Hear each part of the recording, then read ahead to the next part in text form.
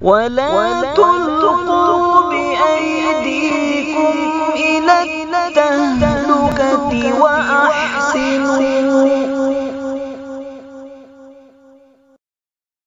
Subscribe to this channel and share among your friends for more religious, knowledge-rich and historic lessons, durus and tafsir. السلام علیکم ورحمۃ اللہ وبرکاتہ. نحمدہ ونصلی علی رسولہ الکریم، اما بعد. محترم سامعین و ناظرین، 8ویں پارے کی ابتدا میں مشرکین مکہ کی طرف سے رسول اکرم صلی اللہ علیہ وسلم کی دل آزاری کے ایک واقعے کی طرف اشارہ دیا گیا ہے کہ مشرکین مکہ رسول اکرم صلی اللہ علیہ وسلم کی نبوت و رسالت کے انکار کے لیے بہانے بناتے ہیں، اور ایک بہانہ یہ بھی پیش کرتے ہیں کہ ان نبی پر معجزے، ہماری مرضی کے معجزے کیوں نہیں اترتے، حسی معجزوں کی چاہت رکھتے. قرآن مجید نے کہا کہ نبی صلی اللہ علیہ وسلم اگر مردے اپنی قبروں سے نکل کر ان سے باتیں کرنے لگے تب بھی یہ ایمان نہیں لائیں گے. یہ صرف ایمان سے منہ پھیرنے کے لیے، ایمان نہ لے آنے کے لیے بہانے بنا رہے ہیں. اگر معجزات ان کے ایمان کے لیے ضروری ہے تو وہ معجزے تو ہم نے نازل کر دیے ہیں. قرآن مجید جیسا عظیم الشان معجزہ موجود ہونے کے باوجود اگر یہ ایمان نہیں لا رہے ہیں تو یہ ایمان نہیں لانا چاہتے ہیں. اب ان کے مرضی والے معجزے نازل کرنا ان کے ایمان لے آنے کے لیے ضروری نہیں ہے، یہ ویسے بھی ایمان نہیں لانے والے. تو مطلوبہ معجزات کے سلسلے میں قرآن مجید نے اشارہ دیا. اسی طرح سے اللہ رب العزت نے اپنے نبی صلی اللہ علیہ وسلم کو ان مشرکین کے سلسلے میں مطمئن کر دیا کہ اللہ کے قدرت میں، اس کے قبضے میں ہدایت ہے. اللہ جسے چاہے ہدایت عطا فرمائے، اللہ جسے چاہے گمراہ کرے. جسے اللہ نے ہدایت دی اللہ اسے جزا دے گا، جسے اللہ نے گمراہ کر دیا اسے اللہ سزا دے گا. کسی اور کے قبضے میں اللہ نے ہدایت نہیں رکھی ہے. جس عمل کے بدلے میں جزا ملنی ہے، نیکی ملنی ہے، اس پر نیکی مل کے رہیں گی، گناہ نہیں ملے گا. اور جس عمل کے بدلے میں گناہ ملنا ہے اس پر گناہ مل کے رہیں گا. نیکی کا بدلہ نیکی طے ہے، گناہ کا بدلہ گناہ طے ہے. نیکی کے عمل کا بدلے میں نیکی ملے گی، برائی کے بدلے میں گناہ ملے گا. اللہ رب العزت کے قبضے میں، اس کی قدرت میں یہ چیزیں ہیں، کسی اور کو اس میں اختیار حاصل نہیں ہے. اسی طرح سے قرآن مجید نے مشرکین کی حماقتوں کو بیان فرمایا. اس پارے کے اندر مشرکین کی حماقتیں تھی کہ یہ لوگ اپنے مال میں اللہ کا حصہ اور غیر اللہ کا حصہ بھی نکالتے تھے. اگر غیر اللہ کے حصے میں اللہ کا حصہ مل رہا ہے، وہ مال اللہ کے حصے کا نکالا ہوا مال غیر اللہ کے مال میں مل جا رہا ہے تو کوئی فکر نہیں کرتے. لیکن غیر اللہ کے حصے کا نکالا ہوا، ان کے نام پر نکالا ہوا مال ادھر مل جا رہا ہے، اس میں سے کم ہو کر اللہ کے حصے میں نکل رہا ہے تو پھر فکر کرتے اور اسے باہر نکال لیتے. اس طرح سے توحید کے ساتھ شرک کی بھی ملاوٹ کرتے. اس کے علاوہ ایک اور ان کی برائی بیان فرمائی گئی، ان کی حماقت بیان کی گئی کہ لڑکیوں کو قتل کر دیتے. قرآن مجید نے رسول اکرم صلی اللہ علیہ وسلم کی پاکیزہ شریعت نے لڑکی کے عظمت و مقام کو اجاگر فرمایا ہے. قرآن مجید میں کئی مقامات پر عورت کی عظمت و جلالت کو بیان کیا، اس کی شان اور اس کی رفعت کو بیان کیا. اور جیسا جہالت کا، زمانے جاہلیت کا ایک اپنی طرف سے پیدا کیا گیا ایک تصور تھا کہ لڑکی باعث ننگ و عار ہے، شرم کی چیز ہے، کہ جس کے گھر میں لڑکی پیدا ہو گئی ہے اسے شرم آنی چاہیے. یہ سب ان کا رویہ، ان کا تصور خرافاتی ہے. حقیقت یہ ہے کہ اللہ رب العزت نے لڑکی کو عظمت عطا فرمائی ہے، اور رسول اکرم صلی اللہ علیہ وسلم کی شریعت نے تو لڑکی کو وہ مقام عطا کر دیا کہ لڑکے کو دوسری نمبر کی نعمت کہا گیا اور لڑکی کو پہلے نمبر کی نعمت کہا گیا. لہٰذا لڑکیوں کو قتل کرنا انہیں اپنے لیے شرم کی بات سمجھنا نہیں چاہیے. لڑکے، رسول اکرم صلی اللہ علیہ وسلم نے فرمایا کہ لڑکے اگر پیدا ہونا کوئی عزت و شرافت کی بات ہوتی تو اللہ مجھے بھی لڑکے دیتا، میں تو لڑکیوں کا باپ ہوں. تو لڑکیوں کے باپ ہونے پر اگر کسی کو شرم حیا آ رہی ہے تو اسے اس شرم کی طرف متوجہ نہیں ہونا چاہیے، بلکہ دیکھنا چاہیے کہ سردار انبیاء، سارے انسانوں میں سب سے زیادہ معزز اور محترم شخصیت لڑکیوں کی باپ تھی، لڑکیوں کے والد تھے محمد مصطفیٰ صلی اللہ علیہ وسلم۔ لہذا مشرکین کی اس حماقت کو بھی بیان کیا گیا۔ اسی طرح سے مشرکین کی ایک اور حماقت بیان کی گئی کہ مشرکین اپنی مرضی سے کسی بھی جانور کو حلال قرار دے دیتے، کسی بھی جانور کو حرام قرار دیتے۔ اللہ نے جن چیزوں کو حلال کیا ہے اسے حلال رکھنا چاہیے، جس کو حرام کیا ہے اسے حرام سمجھنا چاہیے۔ یہ اللہ کی شریعت کے اندر اسراف کرنے لگتے، اپنی طرف سے پھر بدل کرنے لگتے۔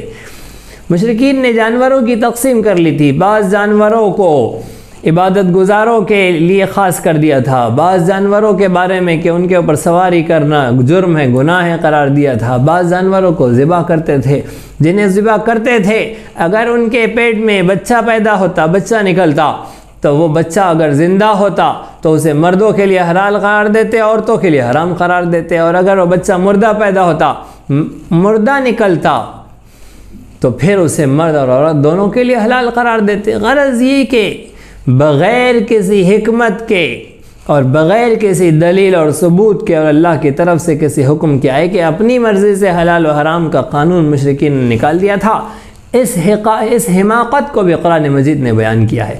اسی طرح سے یہودیوں کی سرکشی کو بیان کیا کہ اللہ رب العزت نے یہود کی سرکشی، ان کی ضد، عناد اور ہٹ دھرمی کی وجہ سے جو چیزیں حلال تھی ان کے اوپر حرام قرار دے دی تھی، تو وہ ان کے لیے حرام تھی، وہ ایک خاص یہودیوں کے لیے ایک سزا کے طور پر حکم نازل ہوا تھا۔ اس چیز کو آگے حرام باقی نہیں رکھا گیا، بلکہ انہی کے لیے وہ حرام تھا۔ جیسے جانور کی گوشت کے ساتھ لگی ہوئی چربی ہوتی ہے، اس کے بارے میں کہا گیا تھا کہ وہ ان کے لیے حرام ہے۔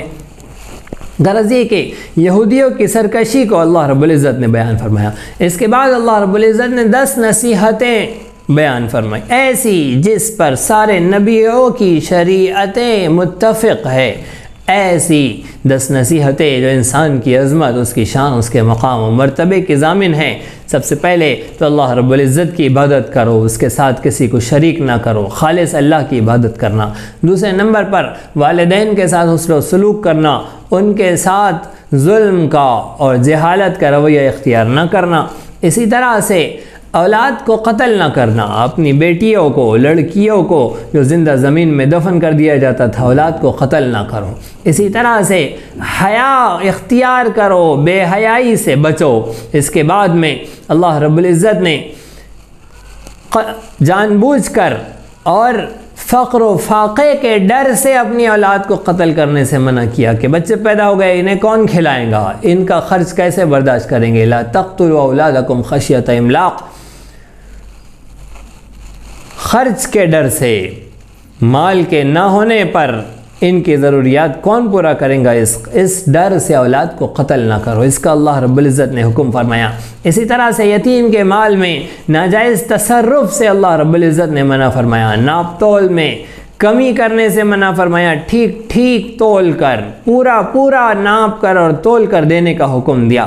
اسی طرح سے ہر حال میں عدل و انصاف کے قائم رکھنے کا حکم دیا، چاہے ہمارا قریبی رشتہ دار ہو، چاہے اجنبی ہو، چاہے کوئی ہو، ہمیشہ عدل کے، انصاف کے دامن کو تھاما جائے، اسے ہاتھ سے نہ جانے دیا جائے۔ اسی طرح سے اللہ رب العزت کے عہد کو پورا کرنے کا حکم دیا، اور آخر میں صراط مستقیم کو، اس راہ کو جو سیدھی سچی راہ دین حنیف ملت ابراہیمی کی راہ ہے، اس راہ کے اختیار کرنے کا قرآن مجید نے حکم دیا۔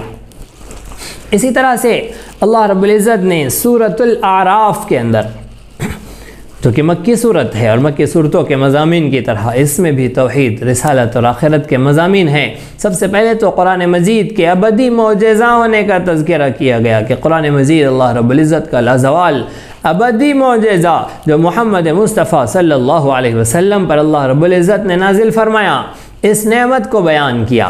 اس کے بعد اللہ رب العزت نے انسانیت کی عظمت کی نعمت کو بیان کیا کہ اللہ رب العزت نے انسان کو کیسا عظیم بنایا ہے، اسے کیسی شان عطا کی ہے، انسان کی عظمت و مقام کو ثابت کیا حضرت آدم علیہ السلام کا تذکرہ کر کے کہ اللہ رب العزت نے آدم علیہ السلام کے جسم کو، ان کے چہرے کو اپنے ہاتھ سے بنایا، اپنی روح اس کے اندر پھونکی، پھر فرشتوں کو حکم دیا کہ انہیں سجدہ کرو، فرشتوں نے سجدہ کیا سوائے ابلیس کے، تو پھر ابلیس کا تذکرہ ہو گیا، اور آدم و ابلیس، اولاد آدم اور ابلیس کی لازوال، قیامت تک باقی رہنے والی جنگ اور ابلیس لعین کے بہکاوے کا تذکرہ ہوا، اور حکم دیا گیا کہ جو اس کی اتباع کریں گا میں شیطانوں اور ان کی اولاد اور ان کے مطیعین اور متبعین سے جہنم کو بھر دوں گا۔ اور اللہ نے کہا کہ میرے فرمانبردار اطاعت گزار بندے تیری اتباع نہیں کریں گے، شیطان کی راہ پر نہیں آئیں گے۔ اسی طرح سے بھائی چارے کا تذکرہ کیا کہ اللہ رب العزت نے ایک آدم سے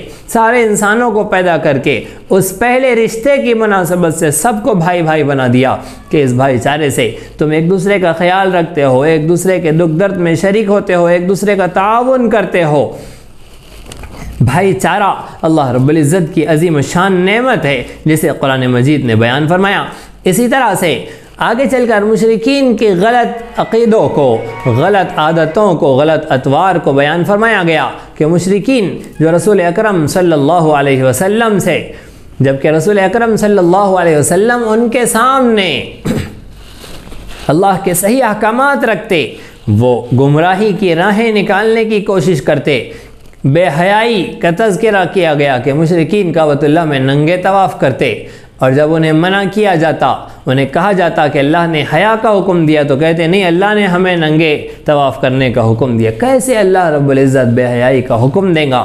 مشرکین کے اس بگاڑ کو، اس غلط طریقے کو بیان فرمایا۔ اللہ رب العزت نے سورۃ الاعراف میں خصوصاً اس 8ویں پارے کے اندر 4 جگہ پر بنی آدم کو یا بنی آدم یا بنی آدم کہہ کر خطاب فرمایا، اور اس میں 3 جگہ تو لباس کے متعلق حکم فرمایا کہ اے بنی آدم ہم نے تم پر لباس نازل کیا، اے بنی آدم کہیں شیطان تم کو بہکاوے میں نہ ڈال دے، اور اے بنی آدم جب تم نماز کے لیے آؤ تو زینت اختیار کرو، اپنے عمدہ لباس پہنو، اور آخر میں کہا کہ اے بنی آدم اگر تم میں سے تمہاری طرف کوئی رسول آئے تو تم ان کی اطاعت و اتباع و اقتداء کرو۔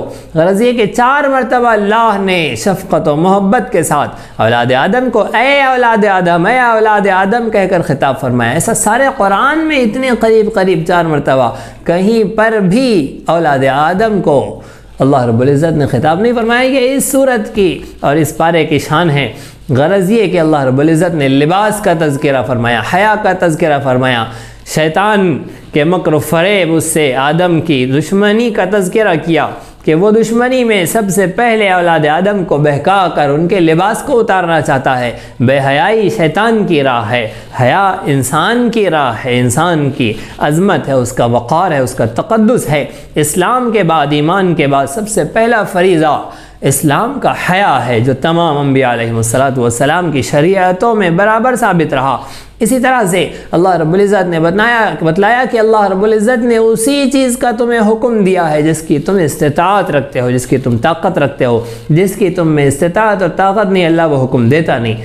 تو ناممکن کا اللہ حکم نہیں دیتا، مشکل ہوتا ہے اللہ کا حکم، اور اسی مشکل پر تو جنت ملنی ہے، اسی مشقت اور تکلیف کے برداشت کر لینے پر جو اللہ رب العزت کی طرف سے انعامات اور اکرام اور نوازشات کے فیصلے ہیں۔ اللہ کی اطاعت میں مشقت برداشت کرنا یہی اجر و ثواب کا باعث ہوتا ہے، وجہ ہوتی ہے، سبب ہوتا ہے۔ جیسے رمضان المبارک چل رہے ہیں، ان کے روزے یہ بھی مشقت کا باعث ہوتے ہیں۔ اللہ رب العزت اسی پر اجر عطا فرماتے ہیں، اپنی رضا و خوشنودی کا پروانہ دیتے ہیں۔